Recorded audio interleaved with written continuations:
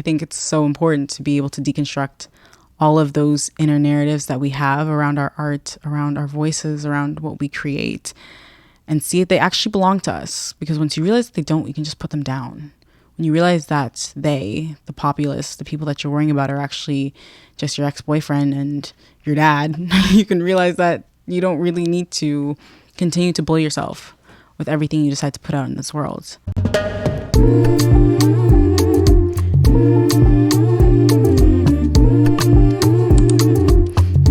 I'm so vain. Hello, my loves. Welcome back to another episode of Vain. I'm your host, Senjule, and again, as always, as every week, I'm grateful to be here with you today. Y'all, I struggled. The last episode I recorded very recently was honestly like a very difficult task, and I feel like that's why I was having such a hard time with it, is that sometimes we start things that we love. We have our passion projects and our babies, and we'll treat them as tasks and chores to a point where we almost suck the joy out of it, and it makes it a lot more challenging than it has to be, which is getting into what we're getting into this week. Now with the sun out and it's finally beautiful weather and we get to really enjoy our time, we have so much freedom and agency to actually live and like have that childlike spirit with everything that we do.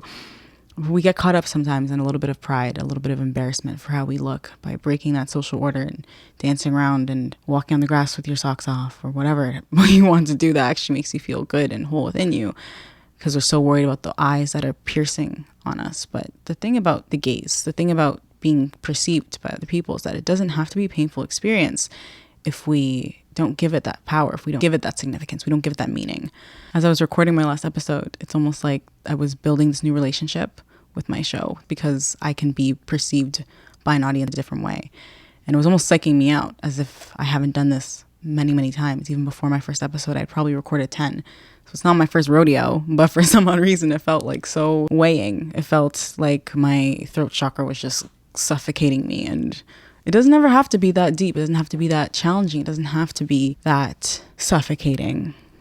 If we create a new meaning, if we create a new relationship with the work and what we're putting out into this world, I think it's a really exciting time to do whatever the hell you want. But if we're always constantly worrying about how exactly we're being perceived and how we're saying something a certain way, it kills the joy of the children and the creations and the projects that we're bringing to this world that are meant to be seen exactly as they are. And I feel like that's kind of how we reinforce the pain that we once experienced when we were kids. It's like we once lived so freely, so unapologetically, until somebody told us that that wasn't how we're meant to live. And then we reinforce that in the things that we bring into this world. And it's a very painful and unfair cycle that we have the choice to break, which is kind of what I wanted to get into my last episode, but I was having a really hard time expressing that. But basically that's what we're getting into this week, is that we finally have the time and the space and the freedom to create and to play and to dance and to do it without embarrassment and without shame and without guilt. But that takes a certain level of allowance inside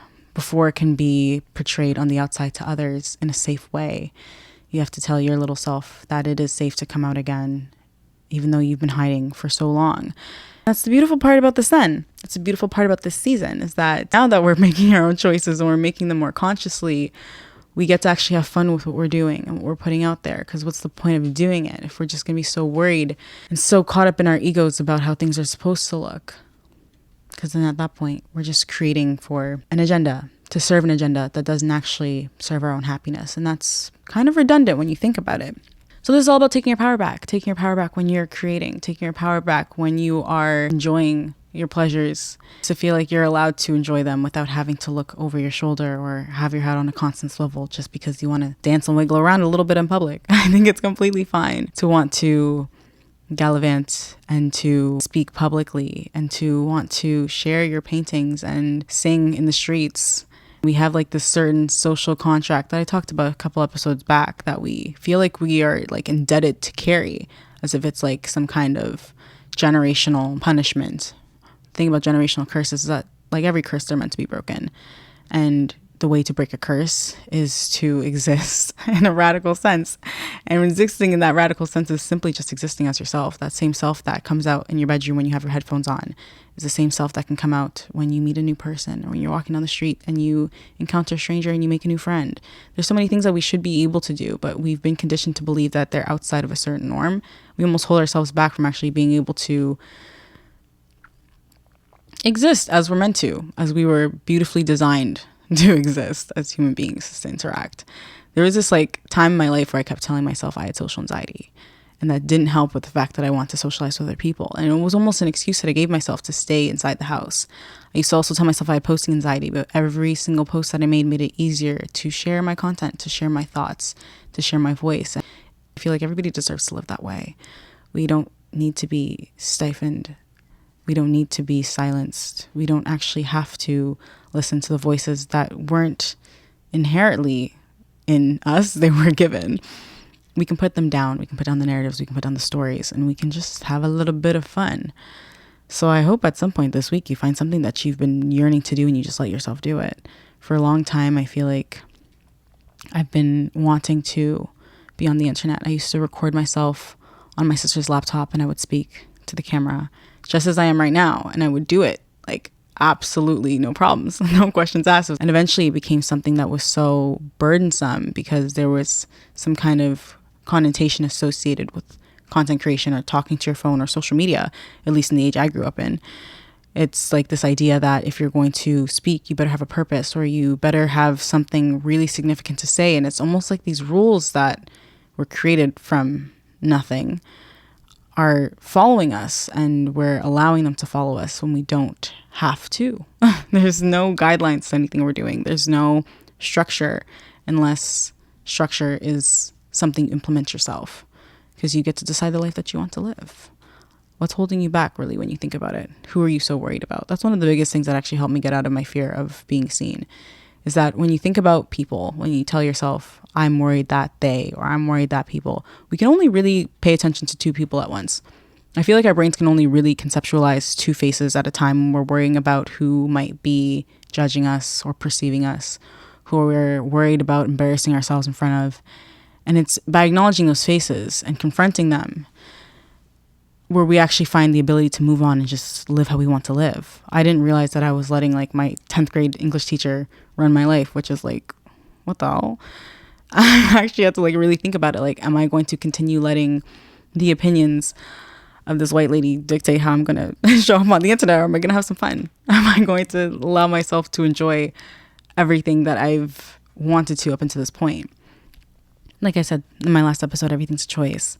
And the scrutiny that we receive is either going to make or break us. And being broken doesn't have to happen, so long as you decide to mend all the pieces that have been a little bent out of shape the past couple of years from the various opinions that have been impeding on your creativity. I think it's so important to be able to deconstruct all of those inner narratives that we have around our art, around our voices, around what we create, and see if they actually belong to us. Because once you realize that they don't, you can just put them down. When you realize that they, the populace, the people that you're worrying about, are actually just your ex-boyfriend and your dad, you can realize that you don't really need to continue to bully yourself with everything you decide to put out in this world. You don't need to keep carrying their opinions, because when you think about it, those were just opinions that were in place on them, and the cycle will continue so long as you allow it to continue. And if you really want to break that cycle, not just for the sake of yourself and for your work, you need to see where this can take you. I see like a little fork in the road when I think about things like this. It's like you can decide to create this new journey and to create in a way that aligns with you and your higher purpose. And you can create a generation of people who find joy and fulfillment through their art and their passions. Or you can completely obliterate every single one of your dreams, and you can continue to do that with every single thing you bring into this world and perpetuate the cycle of misery. Obviously, things are never that black and white. I'm not saying we only have two options. There's always a third one. But what I'm saying is that it's really important to realize whatever you're carrying is just a burden somebody else had placed upon you that they felt they could release by assigning it to another. And that's not how it works. That's how people end up being miserable. That's why jealousy exists, is that when you think about anybody that really grinds your gears, when you think about somebody that shows up on your TikTok that has that really cool baking page, for some odd reason it just gets under your skin, it actually shows us a lot about ourselves, a lot about what we want to be doing, but we refuse to let ourselves do. We take that anger out on other people just because they finally decide to let themselves live. That's why I'm saying it's really important to actually acknowledge those emotions and harness them and to alchemize them, to see them for what they're trying to show us, because negative emotions aren't just there. They're not meant to punish us. They're not meant to rub bad feelings into our faces. They're meant to show us something that we're not giving ourselves. And by really letting them in, by really understanding ourselves, by really being conscious and intentional with our thoughts, we can kind of release the burdens that have been chaining us from these expectations that don't really exist anyways, because meaning is only created through relationships. There is no meaning until it's assigned through another. We were talking about this in one of my classes when we were talking about the relation between the West and the rest. There's this idea that how we do things in Western society is better than everywhere else, that this is modernism, that this is the way of living. But those meanings of every other place would never have been assigned if it weren't for the relationship that was carried between these two different ways of living. What I'm basically saying is that the way that you think you have to live is actually meaningless. It's completely meaningless. The meaning is assigned by societal standard, but that meaning is not universal. It does not have to be universal. You get to create that meaning yourself. And creating that meaning yourself means not giving a shit about who's going to make you feel some certain type of way about it. I feel like it's the most beautiful thing to live outside the box because it's so scary. It's so daunting and it's so uncomfortable, and it's okay to make people uncomfortable. And when I say that, I don't mean like, you know what I mean by that. I hope you take that with a grain of salt when I say it's okay to make people uncomfortable. If you existing as yourself is something that makes people uncomfortable because it goes against a social norm, that is something to be incredibly proud of. To keep living within that nature is exactly what you're meant to do, because you were given those desires by God for a reason. You were not weird. You were not made to be different because you were supposed to be a punished being. You were made exactly how you were meant to. You were given the desires to create what you want to, because those things were meant to actualize in this world.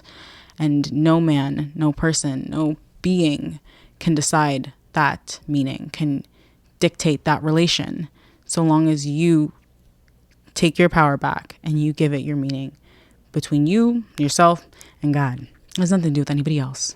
I think that's what makes creating such a beautiful journey, is that it's such a spiritual experience when you really think about it, because it actually has nothing to do with everybody else. It has everything to do with you, who created you, and how you're creating what you're creating. That's a cycle that you can continue to make. That's a cycle that you can start, really. It's already started, but you can continue it. But you don't have to abide by these worldly notions of what it means to bring beauty. Beauty is so subjective. Creativity is subjective. Everything in this world that we create, everything that exists is incredibly subjective. And a lot of times when you think back to how meaning was assigned in the first place, there was a lot of people that were left out of that narrative. There were a lot of people that were left out of the decisions, especially women of color. So when you're thinking next time about how you want to live differently and you're worried about how it's going to make you look, remember that the way things look right now as the standard were never meant to include everybody in the first place. They were always inherently exclusive to many. And that's why it's such a radical, beautiful thing to live outside those boxes. Because just living simply as yourself, creating everything that you desire, is a radical act that is your birthright, that God wanted for you. And I hope you decide to live by that. I think it's easy to get caught up in pride, to get a little prideful about keeping things the way they are.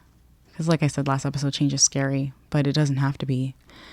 We don't have to keep things the way that they are. The whole point is to evolve and to move on. Every single revolution has started because people were tired of living a certain way that was assigned to them at birth, and not by their creator, but by greedy people. And I think it's important to not continue to serve their agendas and their narratives, and to bring whatever the hell we want to this earth.